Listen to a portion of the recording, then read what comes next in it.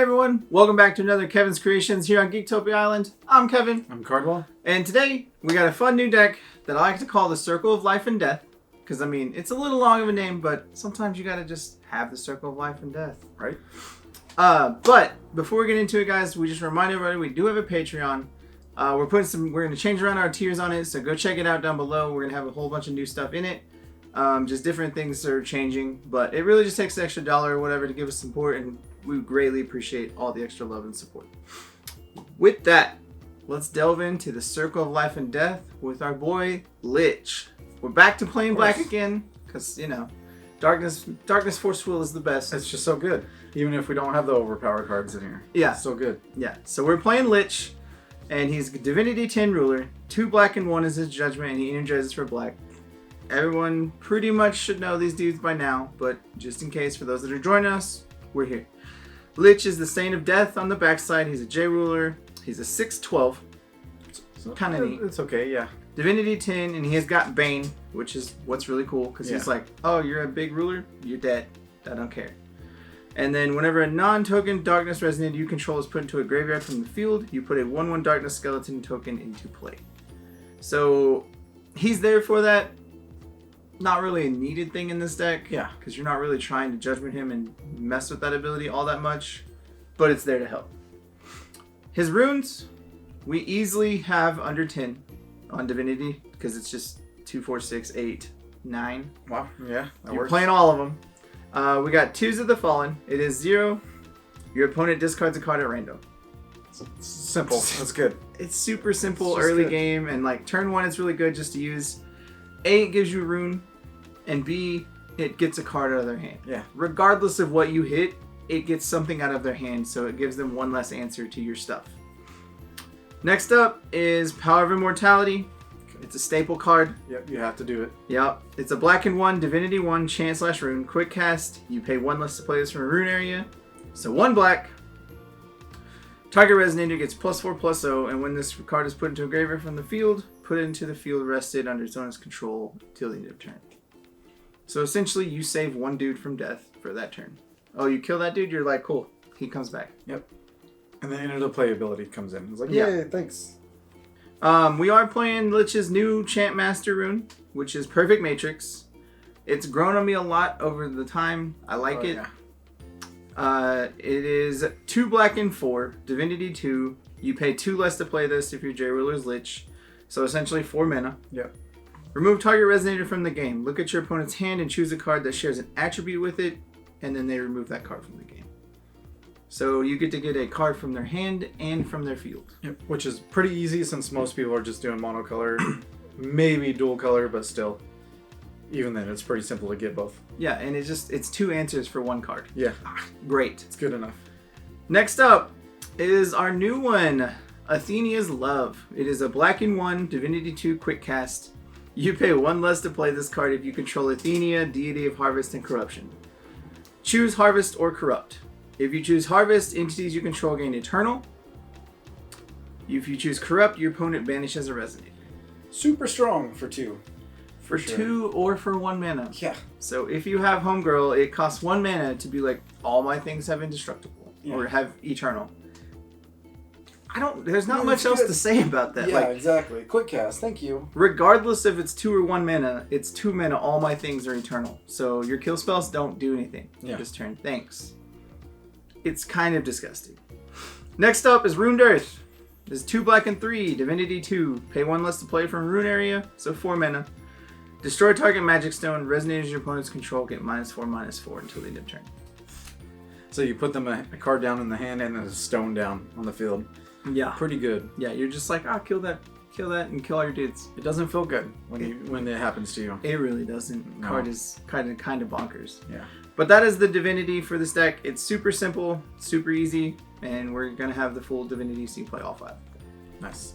All right, of course, we'll go in the first one, and we'll have to bring this guy back. Laurite, you remember this guy? Yeah. Yeah. So if you don't remember, he's a 1 green quick cast, elf, 1/2. When this card enters the field, cancel target activated or automatic ability your opponent controls. That's all you need to know, and that's all it is. That's really all he does in this deck. He's got a thing with Spirit Magics. That doesn't matter. We don't care. Yeah, we don't care about that. Get out of here, Gil. Yeah. Alright, of course we have to have the good old mana swap dork is an Onlooking Vampire, 1 darkness, 4/4. Treat darkness magic stones as you control a wind magic, and the darkness also taps for a wind. And whenever you harvest or corrupt, you choose one.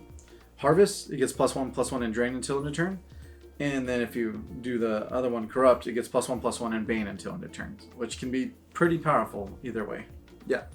So if you haven't figured out, that's what we're doing in this deck. Yep. All about the harvest and corruption. Oh yeah. Next up is the girl herself. Oh yeah.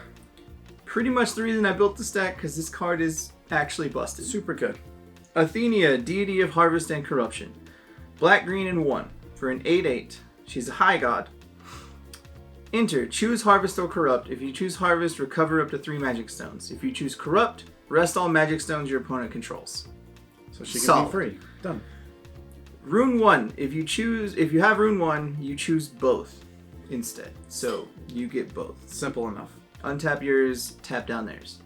You can pay a green, put any number of target cards from your graveyard on the bottom of your deck, or you can pay a black, remove all cards in your opponent's graveyard from the game. And that ability is what's going to dominate everything about Yeah, that ability is what makes her ridiculous, because she gets to do a lot of stuff to everything. Yeah. And since you have a free rune, turn 0, yeah, that rune one's going to always happen. Yeah, you always get it with Tears of the Fallen just being like, hey, discard a card at random. Cool, I have Rune 1. Untap and tap all your stuff. Yeah, Thanks. no combat tricks, please. So yeah, no combat tricks, and they can't try to counter your stuff for the rest of the turn or whatever. She just does so much for you. It's ridiculous. Of course, the next one is Lich before he died, of course. Or when he came back, who knows, right? Yeah. So it's a 2 black and 1, 7/7, the Resurrected Cleric. He has Bane, which, okay, Awesome. Thank you. Enter. Choose Harvest or Corrupt. If you choose Harvest, put a Resonator from your graveyard into your hand. If you choose Corrupt, your opponent discards a card, which is very powerful in either or. And he has basically a death trigger, so if when he dies, you get to do the same thing if you control Lich. Now, of course, with Athenia, if she has Rune 1, it says if you would choose between Harvest and Corruption, you may choose both instead. That's for everything that you do in this deck. That's for any card. So, yeah, because it doesn't specify her. So, therefore, you play her, and then you play Lich, and then you get to do everything twice. Yeah, you get to get a thing back from your graveyard and make them discard a card. And then your Vampire gets +2/+2 Drain and Bane. Drain and Bane.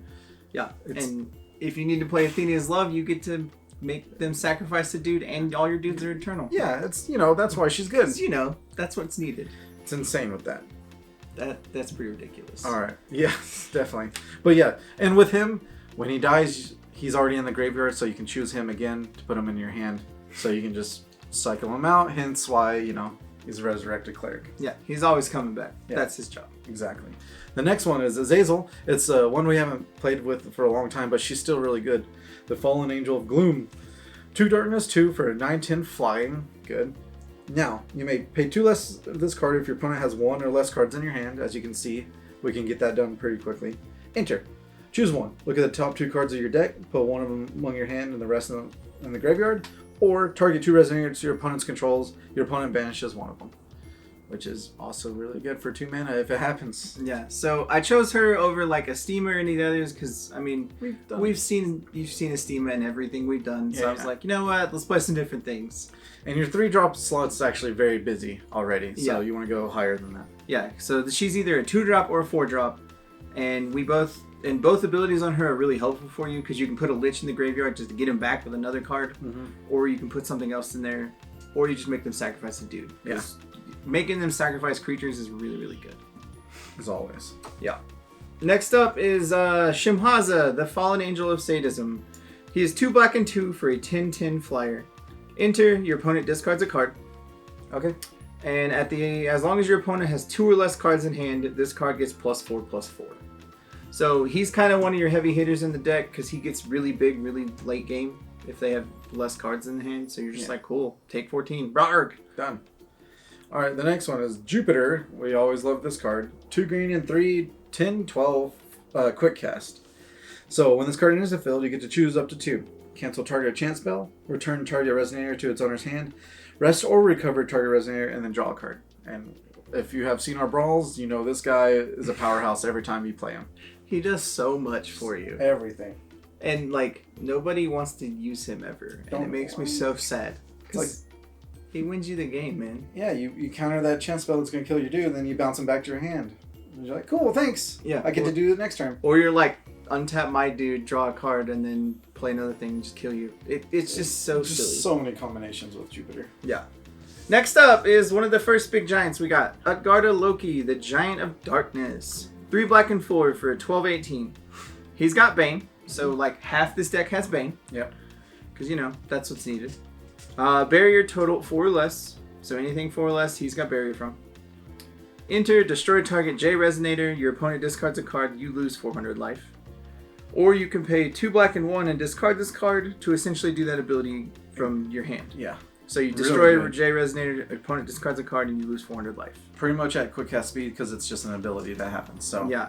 And as long as this is in your hand, you're just like, cool, pay 3, kill that thing, you discard a card, and lose 4. Thank you. Great. That's all right. And you can get him back with a Lich later to play him. So you're just like, or cool. do it again. Yeah. Or just kill your dude Just again. So many ways you can just mess with him and do all the silly things with Lich. That's really gross. And the second one and final Resonator of the deck is Trou, the Giant of Destruction. He is 3 green and 4 for a 10/18 with barrier 4 or less. One of this card blocks, recover it. Enter, put the top card of your Magic Stone deck into the field rested. Search your deck for a Resonator, total cost 1, reveal it, and put it in your hand. Or you can pay a 2 green and 1 to essentially do the same ability. Put the top card into your stone deck rested and search your deck for a 1-drop and put it in your hand. For a good old Laurite. Yeah, you go get a Laurite or the Vampire and you just like, cool, I don't care. Thanks. You want to play something? Counter it. Yeah. Thanks. Alright, and of course we'll go into Look of Corruption, the first spell. Good old, sexy. One darkness chant. Look at your opponent's hand, choose a card with total 4 or less. They discard that card. If the card was awakened, which is 2 more mana, 1 black and 1, you also choose a card with total 5 or more, then discard that card.